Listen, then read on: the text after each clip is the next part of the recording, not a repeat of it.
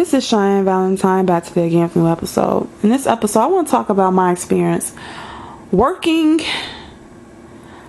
underneath a racist busted Becky. Again, I had a racist busted Becky supervisor. She's my supervisor, boss, whatever. I don't like saying the word boss.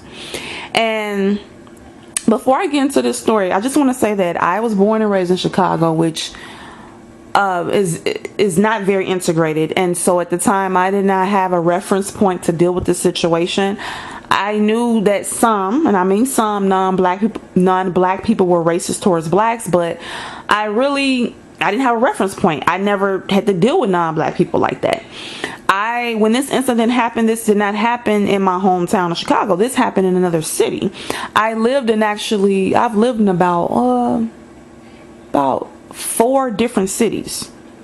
Okay, so each experience has been different in those cities. So understand, I did not handle this situation correctly at all. I was young. I'm not making excuses for my actions, but I was young, and I'd never experienced nothing like this before in my life. This is my first time ever experienced dealing with a racist busted Becky. And what I learned was that busted Beckys do not like for black people to have position over them. They do not like for a black person to be their supervisor or their boss. They only are comfortable with you when you are their subordinate. Okay, and I was her quote unquote subordinate. Okay, she was my supervisor. I was a work study student. So what I learned too is that when you're dealing with a racist person, they test you by saying a racist statement in front of you one time, and if you do not handle that correctly, they're going to continue to say it around you, because now they feel like, okay, you're not going to do anything. And I handled this situation totally wrong because I did not have a reference point. I was not around whites like that. So I didn't know. I heard some of them could be racist, but I never experienced it. So the first incident that happened, one day we had an event on campus, and my supervisor just walked up to me upset, and she said, well, guess what happened to me in the bathroom? I said, what? She said, well, she said she was washing her hands in the sink, and it was a black lady beside her in the bathroom washing her hands. My supervisor said something to her, nothing rude, she said something to her, and the black woman turned to her and said, well, you're the reason why I'm here. Something like that. And so my supervisor interpreted that statement by meaning that, oh, white people went over to Africa, kidnapped some slaves, but I do not know how many slaves they kidnapped. I know they bought a lot, because Africans sold their own people into slavery. So they went over there, bought slaves, and brought them back to America and forced them into labor. And so my supervisor thought that is what she meant. I don't know what the black woman meant. Maybe that is what she meant. And so my supervisor says, yes, she said, I'm the reason why blacks are over here. She said, do you know, I forgot the question that she asked me, because this is what she would do, you all. When she would say racist things around me, she would hit me with facts though. And when she would bring this up, it would be unprovoked. I would never bring up race. The reason why she liked me is because I was a work study student, and I worked, but I was her subordinate, quote unquote. I was not her supervisor, so she was comfortable with me because of that, and I was laid back and kind of quiet. So she took advantage of that. Okay, so I forgot what she asked me, but she basically said, do you know who was responsible for the slave trade? I think she said, do you know who was responsible for the slave trade, or who participated in it? And I said, well, blacks. I started by saying, well, blacks sold other blacks to Europeans, and before I could continue, she said, yeah. She's like, yeah, blacks sold their own people to slavery, so I'm not the reason why blacks are over here. And I'm just looking at her like, what the hell? And I should have cussed out and quit then, but it just threw me off, because I'm like, well, why did you not confront her? Why are you, see, they always do that. The person they feel they can get away with taking it out on, they go to them. Because she figured, I need the job. I needed a job, you all.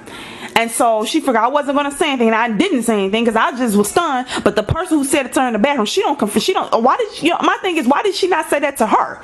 Why are you saying it to me? I'm not the one made that statement to you. The other black woman said that you're the reason why we're here. So she's blaming Europeans for enslaving black people. Okay, confront her. Tell her, well, blacks are the ones that sold other blacks into slavery.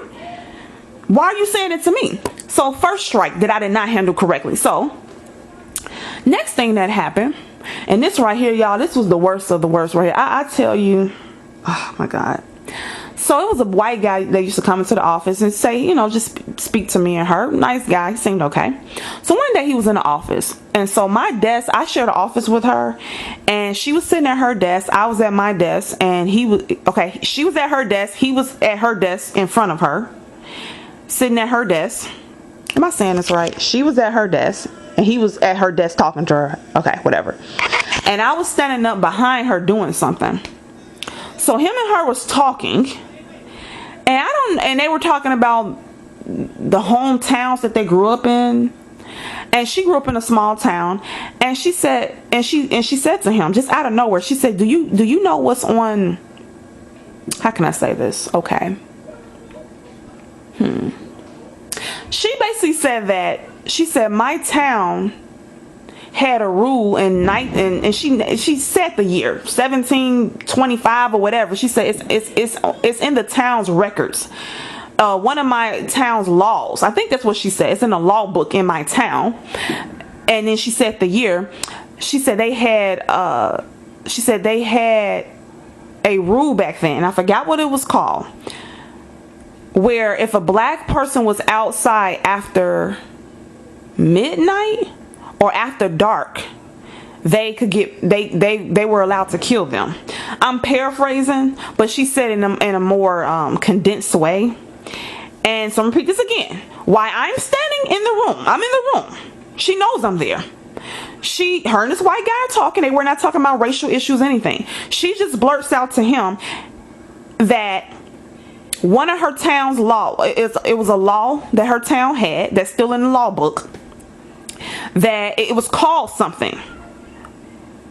And she said that, I forgot the actual name of the law, but the law was basically that if a black person was out after either midnight or out after dark, whites could kill them. This was a law they had put into place in her town. And she says this to him with a smile on her face, everyone, while I'm standing there. Talking about this right now makes me very upset, but I have to talk about this because a lot of these bitter Bernards are talking about how great busted Beckys are and how wonderful they are. But I've been in the trenches. I've been around them. Like I said, I went to mostly Hispanic high school, and I have been around white women and white men. Okay, and it's not all of them, but it is some of them. And the fact that they are in positions of authority, they can misuse their authority. Okay, so I don't know how. I don't know if you ever been in this type of situation, but that was the first time in my life I ever felt like a Negro. That's the first time in my life I actually felt inferior. Like I don't have low self-esteem at all, but that was the first time. Her saying that made me feel so small.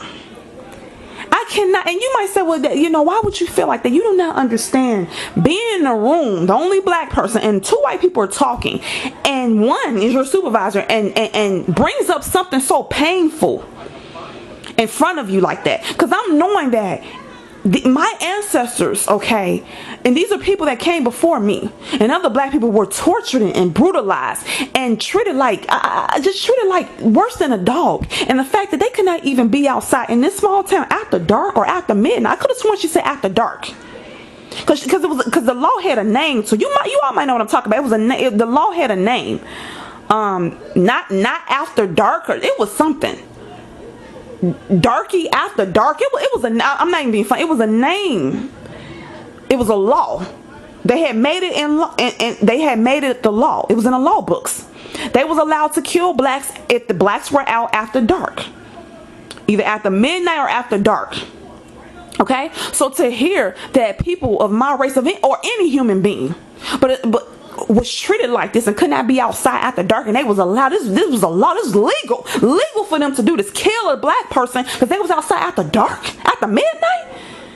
And and me being a black woman hearing this, and this white woman saying this in front of me with a smile on her face, and y'all, I don't even think the sicko even meant to try to, y'all, they still out popping firecrackers. Okay, I'm outside. I don't even think this sicko even meant to say it to insult me. She didn't care about me. She disregarded me. I was nothing to her. I was her subordinate. So my feelings did not matter. She didn't even acknowledge me. I literally don't even feel like she said it to even care. When she said, she wasn't even thinking about me. She just was running her mouth because she was racist. So the white guy, she said this to the white guy, because she definitely wouldn't have said it to a black person. But yeah, I'm in the room, and she smiled at him. Y'all, that white man looked at her with the most disturbed look on his face, and he was silent for about a good 2 minutes, and he just looked at her like, why would you say that in front of her? Me and him actually looked at each other, stunned, and he looked back at her. And actually, he didn't even look at me. No, I'm take that back. He wouldn't even make eye contact with me. He just stared at her. He gave her he just looked at her, and he just looked at her like, what do you expect me to say? And he didn't really comment about what she said. He just stared at her. He gave her a very disapproving look, a very disappointed look. He just looked at her like, why would you say that? And I looked at her and I looked at him, and I felt as small as an ant. I felt so small.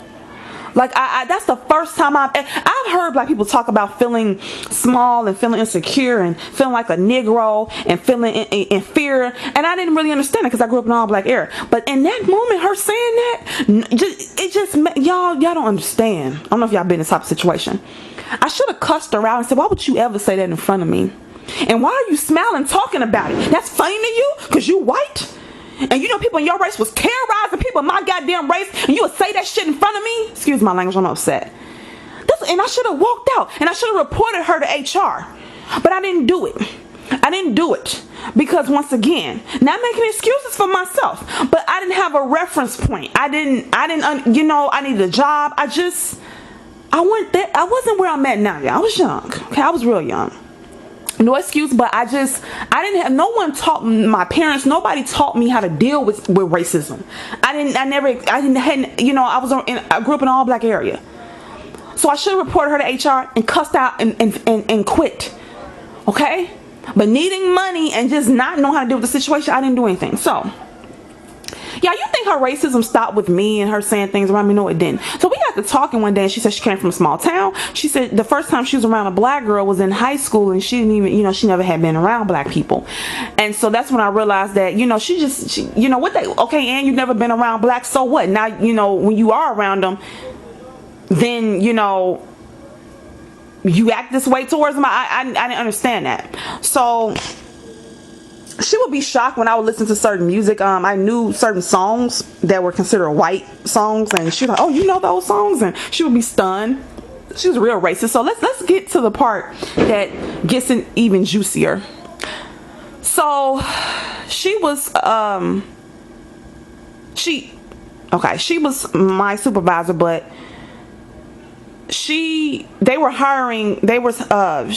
can't say this, okay? She was my supervisor, but at the time when I worked for her, she did not have a boss, and they hired someone later to be over her. And so at the time, she had a bachelor's degree, but she was going back to school to get her master's. So they hired in a guy to be her supervisor, and he already had a master's degree. Guess what? They hired in a black guy to be her supervisor, you all, and she lost her mind. I met her husband. His name was Trevor. Okay. And just keep that in mind. So I met him. He was nice towards me, but her supervisor told me, was a black guy. He was very professional. I think that this particular black guy was gay. Now, why? And why am I bringing this up? There was a black girl that I was cool with at the school, because mind you, this is when I was a work study. This is when I was a work study student in college. Okay, so there was a black girl I was cool with. She told me that my boss's boss. She told me that she liked him, had a crush on him, and I was stunned because he was a lot older than us, and he looked about late 40s, hitting 50. And it's a vibe he gave off. He didn't have any kids. I don't think he was married, and I just felt like he might have been gay. It wasn't. I could have been wrong, and it wasn't because he didn't have kids and he wasn't married. It's just I don't know. But I really liked him. He was very professional. He never was inappropriate with anybody there. So one day, he told me that she had been talking trash about him to her husband. I said, well, how do you know that? And he said it's because they popping firecrackers. Oh my God, those bombs. He said that they had an event, and her husband was there, and he said, oh, I'm her supervisor. And her husband said, yeah, her husband Trevor said to her black boss, yeah, I heard about you. He said to him just like that. And let's say her boss was named John, the black boss.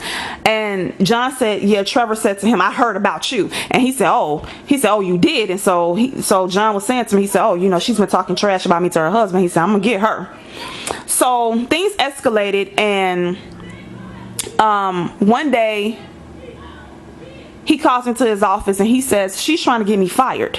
He told me that my busted Becky supervisor was trying to get him fired. I said, John, how you know this? And because technically I worked underneath her, but he could get me to do things too. Okay, and when she would have me do things that I didn't want to do, I would go to him, and he would tell her not to have me do certain things. So I would go to him to kind of save me from her, because she was a monster. She was evil. So when she wasn't around, I would talk to him, because kind of find out everyone, she did not want me to talk to him when she wasn't around, because she would talk trash about him to me. She would say that he makes her do all the work, he doesn't do anything. And so she wanted me on her side. I was like her little pet. She didn't want me to do certain things, and she did not want me to befriend this black guy. So when she wasn't around, me and him would talk, and he said, she's trying to get me fired. I said, how do you know? He said, she wrote a very nasty letter about me that she's going to send. He said she wrote a very nasty letter about me to our boss. I said, how do you know? He said I went into her office, and I went through her paperwork. I went through her shelves, her drawers. I went through everything. He said, I found the letter that she started writing about me. He said it was very nasty and very messed up. He said, she's trying to get me fired. I said, wow. So he had a sense that she wanted him out. And so when she left, when she went home for the day, he went into her office and rummaged through there. He went through there and he found the letter, and said the letter that she was writing was going to be sent to their supervisor, and to the woman who was over both of them. This woman was this woman that was over John and my white busted Becky supervisor. She was a white woman. So so I said, man, she's trying to get you fired. Oh my God. So she kept talking trash about him to me. So one day he was out of work for maybe about a week, and she didn't say anything about him, what was going on with him. And I noticed that someone delivered flowers to his office. I didn't think nothing of it. So week goes past, Monday rolls around, I go into his office, I'm talking to him, just having a regular conversation, and he gives me a weird look. And he says, well, I really don't care about that right now. My mother died. I said, I am so sorry, John. I said, she did not tell me that your mother died. Do y'all, I'm so mad right now. Do y'all know that this racist, this racist woman, busted Becky, did not even tell me that this man's mother died? She didn't even mention it. She didn't say anything because she didn't even give a damn. Some of these busted Beckys are heartless. Y'all don't understand. They very status driven. They don't like for a black person to have a management position over them. They don't like that. And for these black men to make it seem like busted Becky wants you to work over, they don't want a black man or a black woman over them. They think you're beneath them, black men and black women. Oh, I've seen it firsthand. So I'm sitting here stunned that she did not tell me that this man's mother died. I'm here running my mouth about irrelevant things, and he's like, my mother. He said, my mother died. I don't care about what you're talking about, basically. And I'm like, oh my God. I did not know. She did not tell me. She didn't have the decency to even tell me this man's mother died. So maybe 2 weeks goes past after his mother dies. Me and her is in the office because we share the office together. Out of nowhere, I'm at my seat at the computer. He walks into the doorway. He said, I have just been fired. He says, so student life and development is all yours. That was the name of the department I was in. I was in the student life and development department. And he said that while I was in the room, and me and her, and he looked at me, he looked at her, he said, He said, he came in the doorway, and he looked at her. He said, I've just been fired. He said, student life and development is all yours. Now, why he said it's all yours? Because he knew that she tried to get him fired because he found the letter. She was talking trash about him to me, and you know she was talking trash about him to her husband and other people too. And nothing I found out was that when she hired me, she did not have a boss. So she was calling herself, so when people would call, she would call herself the director. She really was the assistant director. So when he got hired, he was the director of that department. So on her voicemail, she never changed it to assistant director. She kept calling herself the director. So he told me that he had to tell her to change her voicemail to assistant director. Does that make sense what I'm saying, everybody? So he knew that she was wanting him out of there. He was a very nice person. I remember he wanted me to be on camera, and he wanted me to be part of some commercials they were doing at the school, and I told him I didn't want to do it because I was shy. And I could have been doing a lot of things, but because I was shy, I was like, no, I don't want to do it. He seen something in me that I did not see in myself. Okay, he knew I was meant maybe to run my mouth or to kind of be in the spotlight. I don't know, but he's like, yeah, you should be on camera. You should do, I want you to be in this commercial for student life and development. And I said, oh, well, I'm shy. I don't want to do it. And I talk myself out of the opportunity, but it is what it is. So this goes even further. They found out that, okay, so when he got fired, she did not want me to even be friends with him. So why these black men are going around talking trash about black women? Do you know that men, like 5 of the black women, helped this man when he got fired the day he moved out of his office, walked him to his car and carried some boxes for him to his car and said goodbye to him? Talking about this makes me so emotional, y'all. We felt so bad. As a black person, seeing another black person getting dogged out like this by Busted Becky, it was painful. And before I get into that, she would hate on black men all the time. It was another black woman that worked there told me that the Busted Becky, my supervisor, that black woman, and like 2 other white women were at a meeting, and they were trying to hire a guy, and he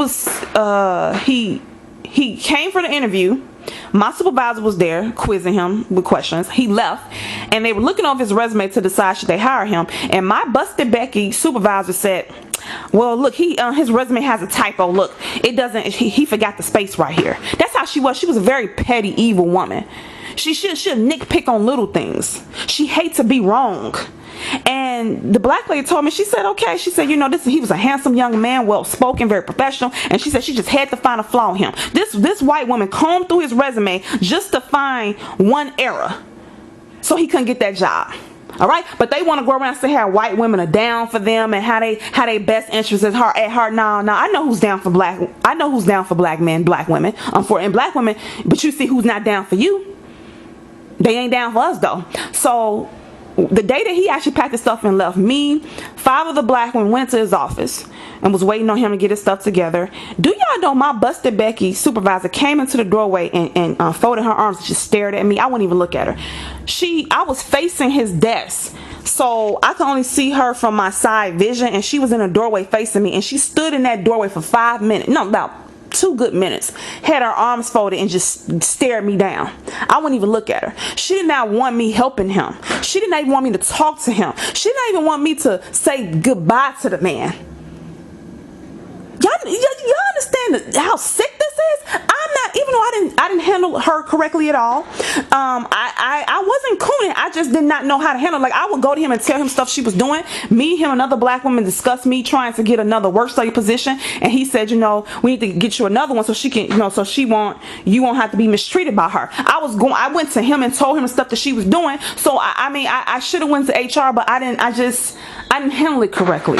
Okay, so I wasn't cooning. I just literally didn't know what to do.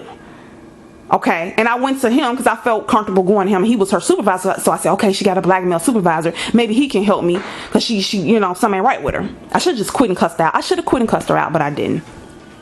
So she stood in that doorway with her arms folded and stared me down. I wouldn't even look at her. Then she finally huffed and then walked off. She didn't even want me to help this man. She did not tell me that this man's mother died, and she did not even want me to help him pack his stuff and leave. So we actually helped him, each one of us, and let me tell y'all something too. Now, one black man came to help him pack and carry his stuff to his car, by the way. So I think I carried his plant, And talking about this, y'all, makes me real sad. I helped some kid because he lost his mom, and then this woman they fired him. I helped him carry his plant. I carried his plant, and like the other black girls, they just carried some light things to his car. And my friend, she had a crush on him. She's like, oh, I hate that you're leaving. Oh my God, why? He said, yeah, you know, and then we put in his back seat, and then, you know, I think we all gave him a hug, and we said, you know, farewell. And just talking about, y'all, this I'm very upset talking about it, what she did to him. I mean, she didn't even have the decency to tell me this man's mother died, and to try to get him fired because she hated a black man over her. So after she got him fired, it got around the school that she was racist and that she got him fired. So what she did was she tried to use me as a cover-up. She said, yeah, they're trying to say that I'm racist. And she was like, Cheyenne, I'm not. She said, you know, if I was racist, why would I have you as my work study? You have me as your work study, racist busted Becky, because I'm your subordinate. You're okay with me working underneath you. You feel my position. She feels black people's position is beneath her. They do not feel our position is above them. Okay, that's why at these companies, it's hard for you to find a company that is majority white and that has a black CEO. It's a couple of them, but it ain't many. They're not. It's a glass ceiling for black people. That's why I tell black people we need to have our own businesses. They're not gonna let you. They're gonna keep their foot on your neck. Black men, especially black men, because you're supposed to be the provider. They got their foot on your neck. Okay, you need your own business. So what she did was it got so bad, and they found out what she did to him, that for Black History Month they had an event, and she wanted some food. They actually had brought in some people they had cooked or whatever, and she wanted a plate of food. So she said, can you go over there and give me a plate of food? I said, why you can't get it? She said, because they don't like me.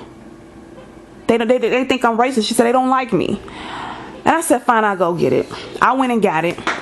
And they like I said, for Black History Month, they had a fashion show, they had music, they had the food was soul food and everything like that. So it had got around a school that she helped get him fired. Okay, it got around, and the black people in that school that worked there did not like her. So she was so scared of the black people at that school that she actually, like I said, she was too scared to go and get her plate of food, because it was for Black History Month and it was all black people in there, and she was too scared. And then she went around saying, well, if I was racist, why would I have Cheyenne as my work study student? Because you don't have a problem with me being your work study student, because I am your subordinate. Okay, that's how you look at me. Nothing too working for her was so bad. I said I cannot work for her any longer next semester. So I went to try to I told them that I wanted to have a different work study assignment, and they said the only way they would give me a new work study assignment is if she gives me a reference. I said, excuse me? They said they will only give me a new work study assignment if I don't want to work under her anymore. It's to get a reference from her. So I came to her for a reference. Do you all know she was hesitant to give me the reference? She didn't write it right away. So what the hell is she? I've done everything she asked me to do. Like, I don't understand what the problem is. You have already humiliated me by bringing up blacks were pretty much treated like trash, and that they were allowed, that your race was allowed to kill people of my race after dark just for the hell of it. You got your black supervisor fired. This man just lost his mother. You didn't even care. You've already, what more can you do to me? Okay, what more? She wouldn't even write the reference. So I confronted her. I said, well, I need the reference. She said, well, I thought that you didn't need it because X, Y, Z. I said, well, no, I need it. I said, because I'm going to go on a different campus. Okay. So this school, it had more than one campus. So I told her I was going to do the work study on the other campus. So she said, oh, okay. She will only write the reference for me if I wasn't going to be on that campus. Because then she was going to ask me, well, why you don't want to work under me anymore? You see? So I lied and told her I was going to work on another campus. And then she went and wrote the reference, which was pretty generic. And then what happened was that next semester, I had got a work study assignment, and she walked past the door. I ended up working in the business office. And she came in, she said, Cheyenne? She seen me from behind. And I turned and said, hi. And the busted Becky ex-supervisor, she said, oh, I thought that you were on another campus, and I thought that was you. I said, yeah, it's me. I said, yeah, I changed my mind, ended up staying on this campus. But I said, yeah, first I needed the reference to go on the other campus, but I ended up staying at this one, and I didn't, I should have came by and said hi to you. She said, yeah, it's so good to see you. I said, you too. You too. Yeah, everybody, it was a traumatizing experience for me, but I had to go through that. I had to have that happen to me because I grew up in an all black area. I did not know how it was in the real world. I did not know how some racist busted Beckys were. So when these black men are going around black women praising white women, how great they are, answer me this question: for all the black men who are dating interracially, why haven't their status collectively in the U.S. risen? From dating white women, why hasn't it risen? Because collectively, white women actually like, not all of them, I'm saying, but collectively, they don't think that a black man's supposed to be over them. Not in the workforce, okay? Because white women, just like white men, are race first. We're the only race of people that are gender first. We're supposed to be race first. And seeing her railroad that black man, getting that black man fired, not telling me that his mother died, doing the stuff that she did, and then speaking the way she was in front of me, talking about, like, y'all, it was so traumatizing. And it just taught me that white people, and that includes white women, they do not want black people in a higher position over them. Okay? So I need black people to get this through your head. They think that we're beneath them, and that's where they want to keep us. And the black men, if they want to get power, they have to build their own businesses. They cannot keep trying to move up in a white man's company. It don't work like that. He's going to keep having their foot on his neck. And I just want people to understand that they always want to talk, black men always want to talk about racist white men, but they never want to talk about the racist busted Beckys. And they want to talk about how they traumatized black people. And I was traumatized. Let me tell you something. I was traumatized by that experience. Okay? So, hope you all enjoyed this story time. I know it wasn't pleasant, but I just wanted you all just to see how it is working underneath one of these busted Beckys, the racist ones. It ain't pretty. Okay? It's traumatizing, and I just really wish that collectively we can understand that we have an illusion of inclusion, and if we're ever going to build up our community, we have to build businesses and be there for each other.